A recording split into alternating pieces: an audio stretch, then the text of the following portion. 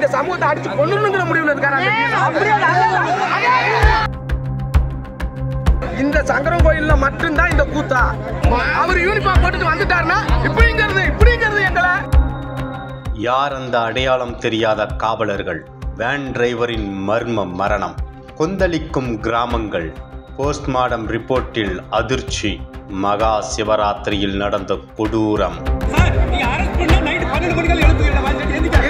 இவரோட தொந்தரவால தாங்க எல்லாம் நடக்குது. ஐடிட்ட சொல்லி இந்த டிஎஸ்பிக்கு இப்ப உடனடி இடமாறுதல் போடுங்க. நீங்க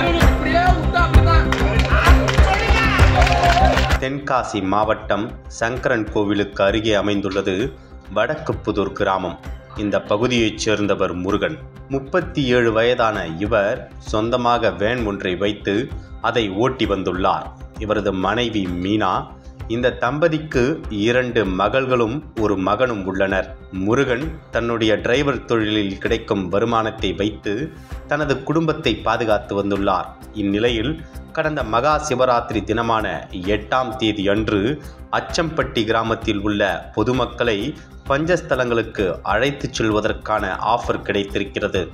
ஆனால் முருகனின் வேன் பழுதாகி ஒர்க் ஷாப்பில் இருந்ததால் தன்னுடைய நெருங்கிய நண்பரின் வேனை வாடகைக்கு பெற்றுக்கொண்டு அன்றைய தினம் இரவு சுமார் 7 மணிக்கு சங்கரன் கோவிலின் பக்கமுள்ள அச்சம்பட்டி கிராமத்தில் வாடிக்கையாளர்களை வேனில் ஏற்றிக்கொண்டு பஞ்சஸ்தலங்கள் செல்வதற்காக சங்கரன் கோவில் டவுன் வழியே வந்திருக்கிறார்.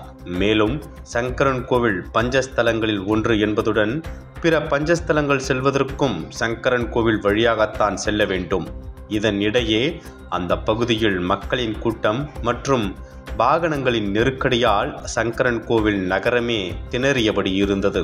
இதனால் போக்குவரத்தை சீராக்குவதற்காக அன்று காலை முதல் சங்கரன் கோவில் சப் டிவிஷன் காவல் நிலையங்களின் போலீசார் பாதுகாப்பு பணியில் ஈடுபட்டு இருந்தனர். இத்தகைய சூழலில் முருகனின் வேன் சங்கரன் கோவில் டவுன் வழியாகத்தான் வந்து கொண்டிருந்தது. அப்போது யாரும் எதிர்பாராத சமயத்தில் முருகன் ஓட்டி வந்த வேன் முன்னே சென்ற ஆட்டோ மீது பயங்கர வேகமாக மோதியுள்ளது. இதில் வேனின் முன்புறமுள்ள பம்பர், பேனட் பகுதிகள் சேதமாகியிருக்கிறது. இதனால் வேன் டிரைவர் முருகனுக்கும் அந்த ஆட்டோ டிரைவருக்கும் இடையே கடுமையான வாக்குவாதம் ஏற்பட்டு இருக்கிறது.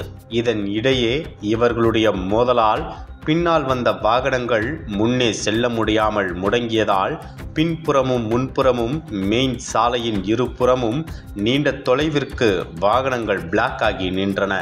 அப்போது அந்த பகுதியில் பாதுகாப்பு பணியில் இருந்த போலீசார் டிராஃபிக் ஜாம் ஆன எரிச்சலில் சம்பவ இடத்திற்கு வந்துள்ளனர்.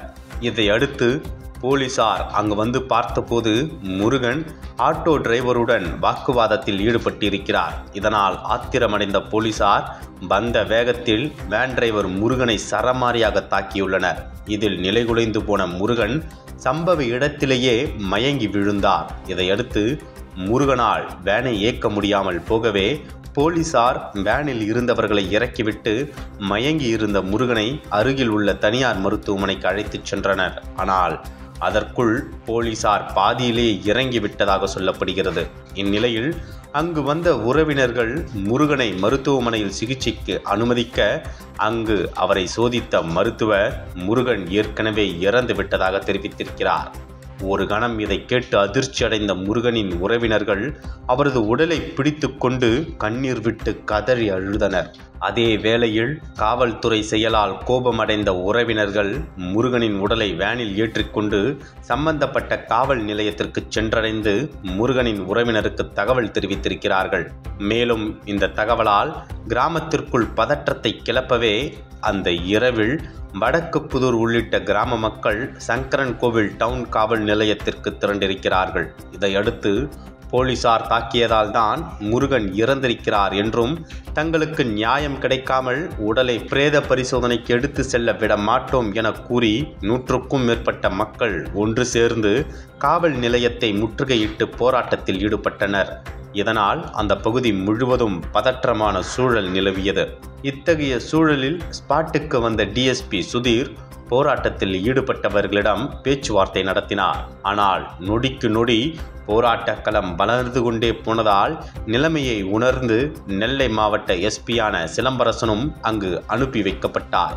ஆனால் போராட்டக்காரர்களோ தங்களது நிலைப்பாட்டில் உறுதியாயிருந்தனர். இதையடுத்து அதிகாலை 4 மணி வரை நீடித்த பேச்சுவார்த்தையில் முருகனின் மைத்துனர் சங்கரகுமார் கொடுத்த புகாரின்படி அடையாளம் தெரியாத 3 போலீசார் மீது சங்கரன் கோவில் டவுன் போலீசார் வழக்கு பதிவு செய்தனர். அதன் பிறகு முருகனின் உடல் பிரேத பரிசோதனைக்காக நெல்லை அரசு மருத்துவமனைக்கு எடுத்து செல்லப்பட்ட நிலையிலும் போராட்டம் முடிவுக்கு வரவில்லை.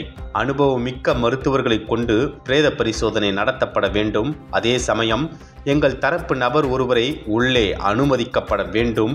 மேலும் கோரிக்கைகள் நிறைவேற்றப்படும் வரை முருகனின் உடலை பெற்றுக்கொள்ள மாட்டோம் என கூறிய முருகனின் உறவினர்கள் போராட்டத்தை தொடர்ந்து வருகின்றனர். இந்நிலையில் இது குறித்து நாம் மாவட்ட எஸ்பியான சுரேஷ்குமாரிடம் பேசியபோது முருகனுக்கு மூளையில் ஹேமரேஜ் ஏற்பட்டு சிறிய கட்டி உண்டானதால் அடிக்கடி மயக்கம் வரும் என சொல்லப்படுகிறது. மருத்துவமனைக்கு சென்றபோது அவரது உறவினர்களும் உடன் இருந்திருக்கிறார்கள். அடையாளம் தெரியாத 3 காவலர்கள் மீது எஃப்ஐஆர் போடப்பட்டு இருக்கு. போஸ்ட்மார்டம் அறிக்கை மருத்துவர்களின் ரிப்போர்ட் வந்த பிறகே மற்றவைகள் தெரிய வரும் என கூறியிருக்கிறார். இதையடுத்து முருகனின் உடல் பரிசோதனை செய்தபோது பாதிக்கப்பட்டவர்களின் தரப்பாக சங்கரன் கோவில் வட்டார சிபிஎம் செயலாளரான அசோக்ராஜ் என்பவர் உடன் இருந்திருக்கிறார். நாம் அவரிடம் கேட்டதில் முருகனின் இடது தோள்பட்டையில் இருந்து முழங்கை வரை இரத்தம் காயம் இருக்கிறது.